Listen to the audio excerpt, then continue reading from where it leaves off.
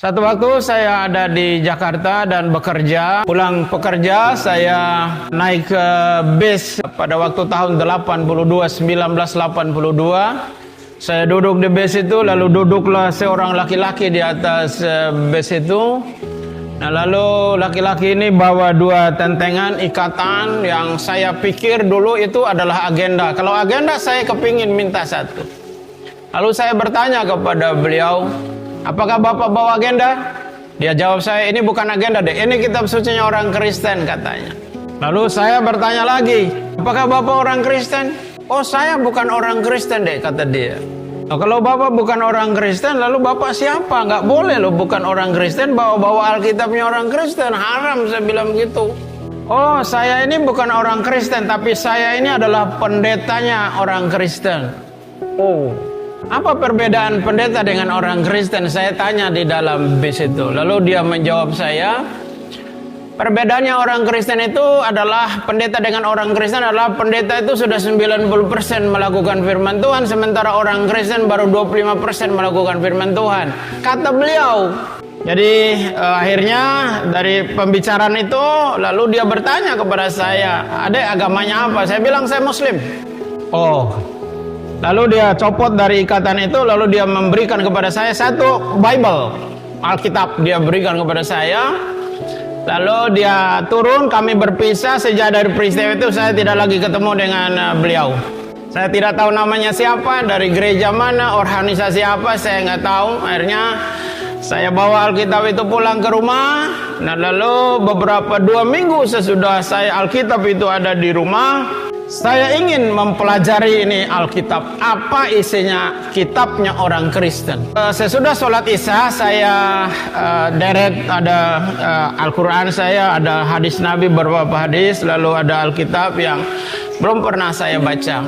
Akhirnya setelah itu saya berdoa, saya membuka ini Bible dengan kalimat Bismillahirrahmanirrahim.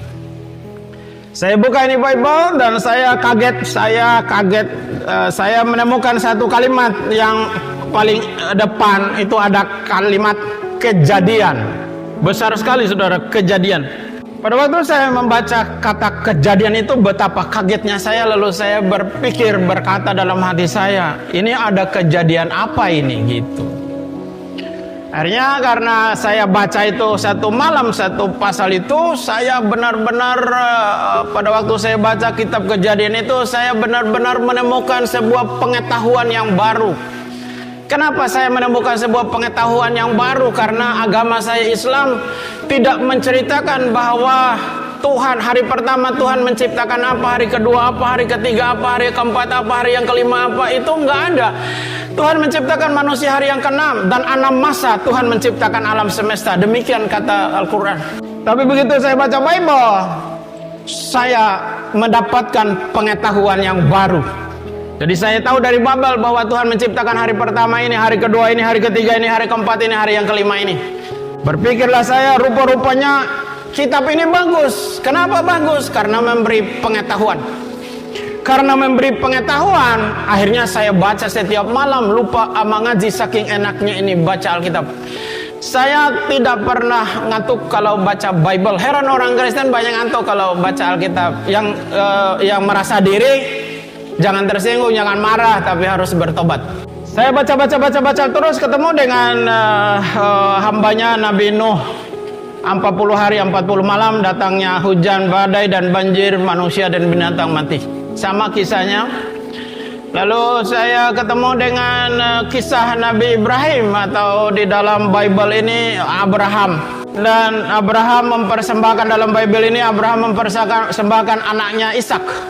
Sementara di dalam Al-Quran tidak dijelaskan bahwa Tuhan Abraham atau Nabi Ibrahim mempersembahkan anaknya, tetapi disebut anaknya yang tunggal. Saat itulah saya berpikir, kok berbeda ini yang dikorbankan. Satu tidak dijelaskan, yang Bible dijelaskan. Anakmu yang tunggal yang bernama Ishak. Tapi saya berpikir, dua agama ini salah. Kalau salah yang dikorbankannya, berarti ada satu yang benar. Mana yang benar? Itu saya cari. Lalu saya berdoa kepada Tuhan, Tuhan berikan kepada hikmat mana yang benar di antara dua kitab suci ini dan mana yang benar di antara dua agama ini, karena ini adalah dasar. Kalau dasar, pondasi rumah yang kita bangun dasarnya salah, ke atasnya pasti salah. Kalau dasar iman itu salah, ke atasnya juga pasti salah.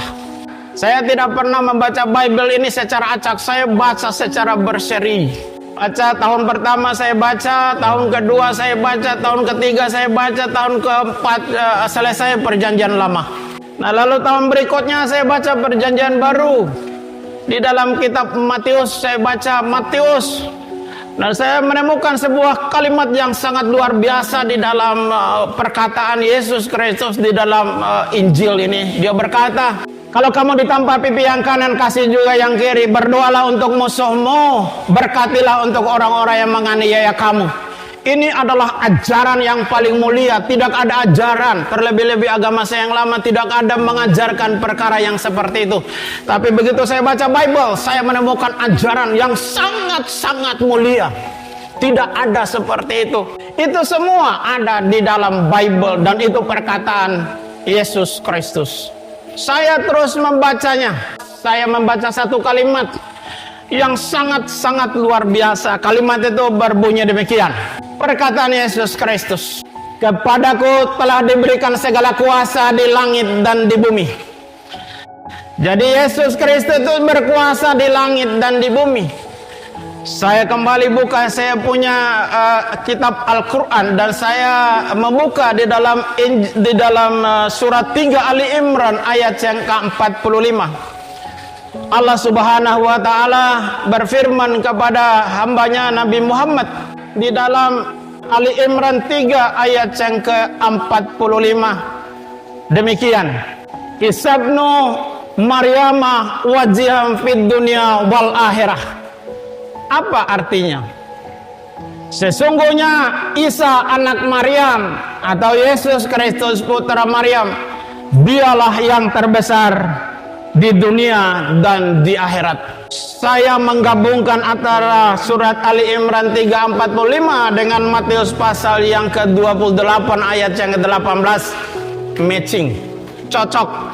Satu nama yang disebutkan oleh dua kitab ini, nama Yesus Kristus yang berkuasa di langit dan di bumi, nama Isa Al-Masih yang berkuasa di dunia dan di akhirat.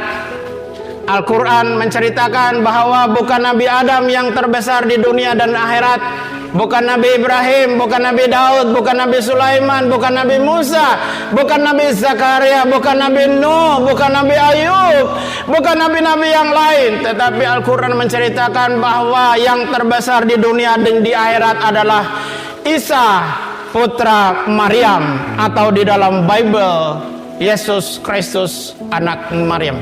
Saya menyimpan perkataan itu, lalu saya membaca lagi. Saya ketemu dengan Injil Yohanes pasal yang pertama ayat yang pertama, berbunyi demikian. Pada mulanya adalah firman.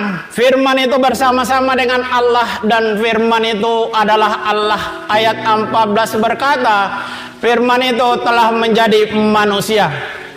Jadi Yesus Kristus yang adalah firman itu, dialah yang menjadi manusia.